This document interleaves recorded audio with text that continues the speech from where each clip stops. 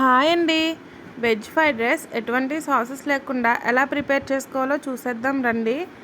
అలాగే మన వీడియోలోకి వెళ్ళే ముందు welcome to Divya dishes and creations. ముందుగా స్టవ్ ఆన్ చేసి ప్యాన్ పెట్టుకోవాలి. అందులో 3 టేబుల్ స్పూన్స్ ఆయిల్ యాడ్ చేసుకొని 2 పెద్ద సైజ్ టమోటాలు ముక్కల్లా కట్ చేసుకొని అందులో వేసుకొని వేయించుకోవాలి. సాల్ట్ కూడా యాడ్ చేసుకొని మగ్గించుకోవాలి. సాల్ట్ యాడ్ చేసుకుంటే త్వరగా మగ్గిపోతుంది టమాటాలు. అలాగే అందులో 5 వెల్లుల్లి రెమ్మలు, 2 ఎండుమిర్చి కూడా వేసుకొని బాగా కలుపుకోవాలి. 2 మినిట్స్ అలా వేయించుకొని స్టవ్ ఆఫ్ చేసుకొని పక్కన పెట్టేసుకోవాలి.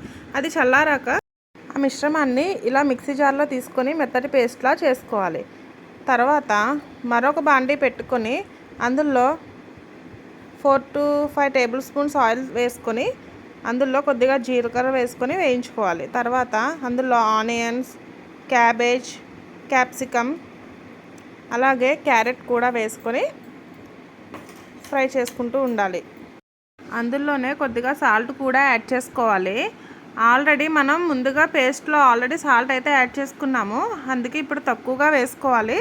ఒకవేళ సరిపోతే కనుక మనం లాస్ట్లో అయితే యాడ్ చేసుకుందాం. మూత పెట్టి 2 to 3 మినిట్స్ మగ్గించుకొని ఫ్రై చేసుకుంటూ ఉండాలి.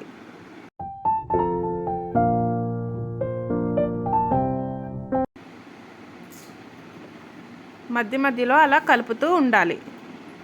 అందులోనే కొద్దిగా అల్లం వెల్లుల్లి పేస్ట్ కూడా యాడ్ చేసుకొని ఫ్రై చేసుకోవాలి పచ్చివాసన పోయే వరకు. అందులో కొద్దిగా పసుపు, కొద్దిగా కారం వేసుకొని కలుపుతూ ఉండాలి. తర్వాత ముందుగా చేసి పెట్టుకున్న పేస్ట్ని కూడా యాడ్ చేసేసుకొని కలుపుకోవాలి. ఇది బాగా మగ్గిన తర్వాత అందులోనే రైస్ని యాడ్ చేసేసుకుందాం. రైస్ని యాడ్ చేసుకున్న తర్వాత ఆ గ్రేవీ అంతా రైస్కి బాగా పట్టేటట్లు కలుపుకోవాలి.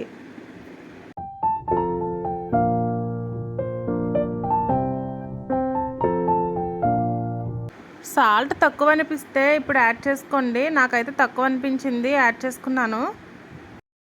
రైస్ వేసుకున్నప్పుడు లో ఫ్లేమ్లో పెట్టుకొని బాగా కలుపుకున్న తర్వాత లాస్ట్లో 2 మినిట్స్ అయితే హై ఫ్లేమ్లో పెట్టుకొని ఫ్రై చేసుకోండి. అంతేనండి, ఫ్రైడ్ రైస్ అయితే రెడీ అయిపోయింది. పిల్లలు అయితే చాలా ఇష్టంగా తింటారండి.